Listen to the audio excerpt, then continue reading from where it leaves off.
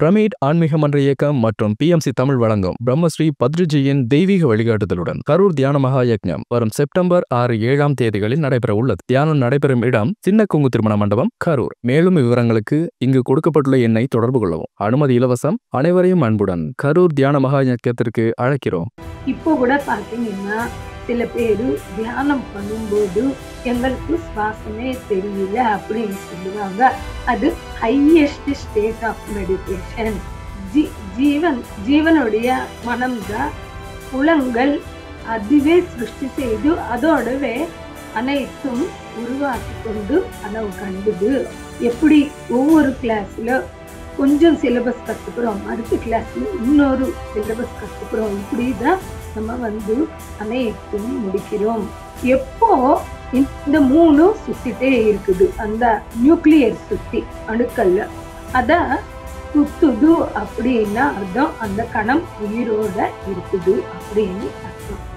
எது சிருஷ்டி இருக்குதோ அதனை பிரளயம் மூலமாக நீண்ட காலம் மகா ஊக்கத்தில் வைத்துவிடும்.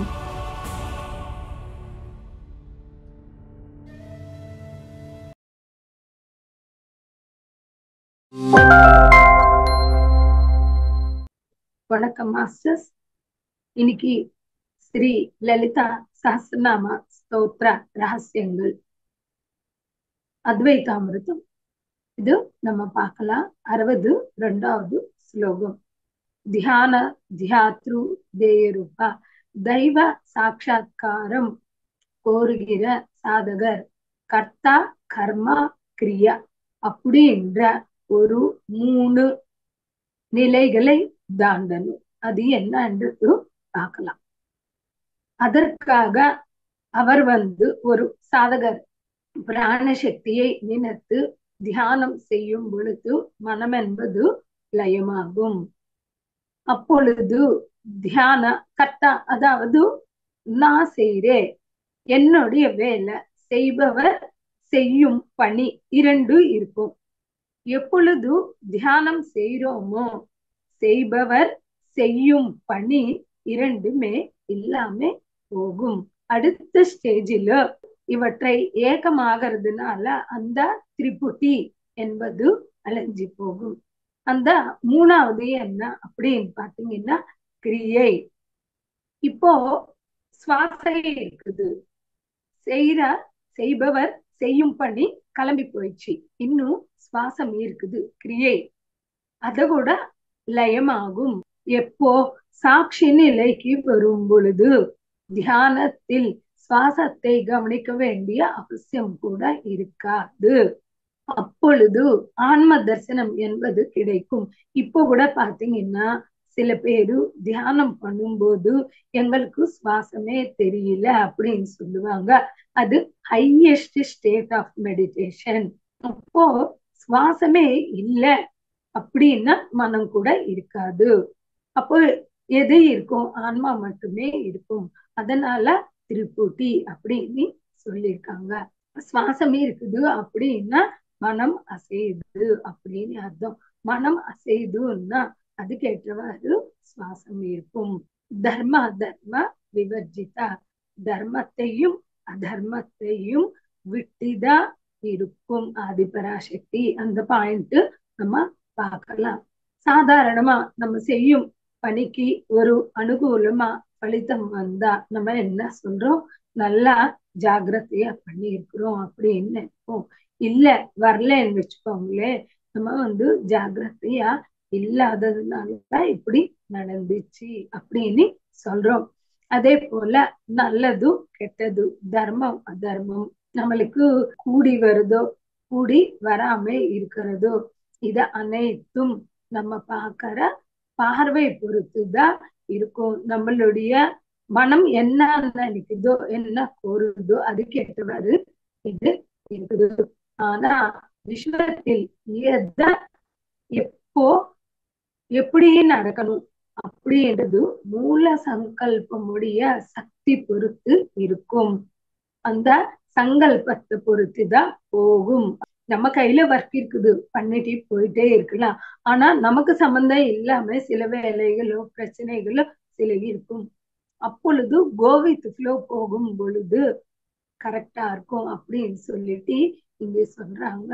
அதனால மூல சக்தியுடைய சங்கல்பம் பொறுத்து இருக்கும். தெய்வத்தால சகல தர்ம அதர்மங்கள் ஏற்பட்டாலும், தட் இஸ் எத தர்மம் எத அதர்மம் அப்படின்னு சொல்லிட்டு நம்மளுக்கு சொன்னாலும், ரூல்ஸ் கொடுத்தாலும் மனிதர்களுக்கு, ஆனா தெய்வத்துக்கு தர்மம் அதர்மம் கிடையாது.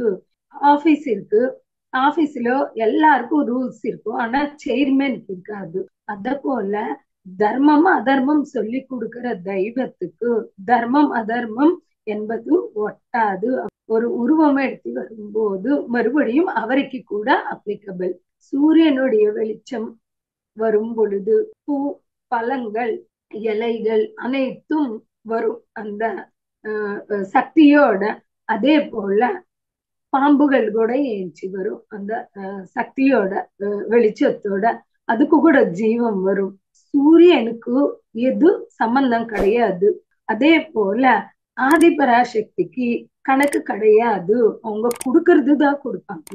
அதனாலதான் விஸ்வசக்தி தெய்வமான ஆதிபராசக்தியை தர்மா அதர்மா விவர்ஜிதா அப்படின்னு சொல்லியிருக்காங்க. எப்பொழுது சாட்சி நிலையில இருக்கிறோமோ நம்ம கூட அந்த ஸ்டேட் அடைய முடியுது. நெக்ஸ்ட் பாத்தீங்கன்னா, சாதகர் தெய்வத்தை எப்படி பார்க்கணும்னா நிர்குணமாக நினைச்சு பார்க்கணும். எவ்விதமான தர்மமும் அதர்மமும் அந்த தெய்வத்துக்கு ஒட்டாது. நிறைய புக்ஸ் இருக்கு, அனைத்தும் படிக்கும் பொழுது நம்மளுடைய கண்ணோட்டமே மாறிவிடுது. அடுத்த விஸ்வரூபா, இந்த விஸ்வத்தை பிரம்மாண்டம் அப்படின்னு சொல்றோம், இந்த உடலை பிண்டாண்டம் அப்படின்னு சொல்றோம். இதை விட சூக்ஷ்மாதி சூக்ஷ்ம ரூபத்தில் இருக்கின்ற அணுக்களின் மையம் கூட விஸ்வத்தில இருக்குது. எப்பொழுது தியான சாதனை செய்யறோமோ, நமக்குள்ள பிரயாணம் செய்யறோமோ, நம்ம பற்றி நம்ம தெரிஞ்சுக்குவோம். ஆலமரத்துடைய விதையில் ஆலமரம் மறைந்து இருக்கும். அத போல நமக்குள்ள அனைத்து விஸ்வம் இருக்குது. கிருஷ்ணருடைய உடல் பாத்தீங்கன்னா நம்ம போலதான் இருக்கும், கொஞ்சம் ஹைட்டா இருக்கலாம். அவருடைய விஸ்வரூபம் பாத்தீங்கன்னா அது மகாகாரண உடல், அவ்வளவு பெருசா இருக்கும். அதே போல நமக்குள்ள போகும் பொழுது நம்மளுடைய மகாகாரண உருவத்தில் அனைத்து விஸ்வம் மறைந்து இருக்குது என்பதை நம்ம தெரிந்து கொள்ளலாம். ஜாகரணி, தட் இஸ் முழுப்பு நிலையில் இருக்கிற ஜீவனுக்கு அனைத்து உறுப்புகளினுடைய ஞானம் இருக்கும். அதனால இந்த உடலுக்கு சம்பந்தப்பட்ட அனைத்தும் செயல்கள் செய்ய முடியுது. ஆனா ஆன்மா மட்டும் எப்பொழுதுமே தூங்க மாட்டாங்க. நம்ம தூங்கும் பொழுது கூட நம்மளுடைய மனம் வேலை செய்யுது. ஆன்மா அவேர்னஸா இருக்கிறதுனாலதான் நம்ம இறந்து போகாம இருக்கிறோம். சுவாச ரூபத்தில் நமக்குள்ளே ஆன்மா நம்மள உயிர் போகாம ஒரு முழிப்பு நிலையில் இருந்து நம்மள பார்த்துக்கினே இருக்குது. நம்ம கனவு கண்டும் பொழுது ஜீவனுக்கு இந்த உறுப்புகள் வேலை செய்யாது, மனதே புலங்களோட பாக்குது. ஜீவனுடைய மனம்தான் புலங்கள் அதுவே சிருஷ்டி செய்து அதோடவே அனைத்தும் உருவாக்கி கொண்டு கனவு கண்டுது. பௌதீகமா அவருக்கு தீராத கோரிக்கைகள் கனவுல தீர்த்தி கொள்வது, சூக்ஷ்மலோக உலக வாசிகளை சந்திக்கிறது, விதவிதமான ஞான அனுபவங்களை பெறுவது என்பது நடக்குது ஸ்வப்னாவஸ்தையில். அடுத்த ஸ்டேஜஸ், கனவு நிலையில் பஞ்சேந்திரியங்கள் அதாவது உறுப்புகள் வேலை செய்யலன்னா கூட அதனுடைய வர்க்கும் மனம்தான் செய்கிறது. ஆனா சுஷுப்தி நிலையில் மட்டும் மனம் புத்தி இரண்டுமே வேலை செய்யாது. டீப் ஸ்லீப்ல இருக்கும், அப்போதான் நம்மளுக்கு திருப்தியா இருக்கும். மனம் புத்தி கூட இதயத்தில் லயமாயி லீனமாயி இருக்கும், உயிர் இருக்கும். ஆனாலும் மனிதனுக்கும் எதுவும் தெரியாத நிலை. கடைசியில கனவு கூட இருக்காது. எங்க இருக்கிறோம், என்ன செய்யறோம், எதுவுமே நம்மளுக்கு தெரியாத ஒரு நிலையில இருக்கிறோம். அதனால தூங்கும் என்ற நிலையில் நம்மளுக்கு அந்த டீப் ஸ்லீப்ல நமக்குள்ள அவங்க தங்கி இருக்கிறாங்க. அந்த நிலை நமக்கு கொடுக்கறாங்க. பிரஜானம் அப்படின்னா உயர்ந்த ஞானம் அப்படின்னு அர்த்தம். ஆன்மீக ஞானம் அனைத்து விட சிறந்த ஞானம். தான் பெற்ற ஆனந்தம் அது நம்மளுக்கு ஞாபகம் வரும்போது ரொம்ப ஹாப்பியா இருக்கும். அப்படி ஞாபகம் கொண்டு வர்றது கூட அம்மன் தான்.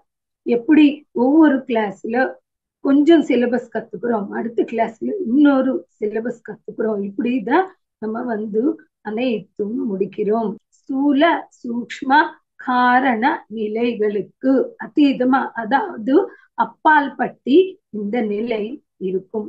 அனுதின தியான பயிற்சியால மூலாதாரத்தில் இருக்கின்ற குண்டலினி சக்தி விழுத்தும் பொழுது சுஷும்னாவில், அதாவது முதுகு தண்டுல இருக்கிற சுஷும்னா நாடி வாயிலாக, ஷட்சக்கரங்கள் வாயிலாக சகசிராரம் சேரும் பொழுது சாதகர் பெரும் நிலையை தான் துரியாதீத நிலை, அதாவது துரியம் அப்படின்னு சொல்லுவாங்க.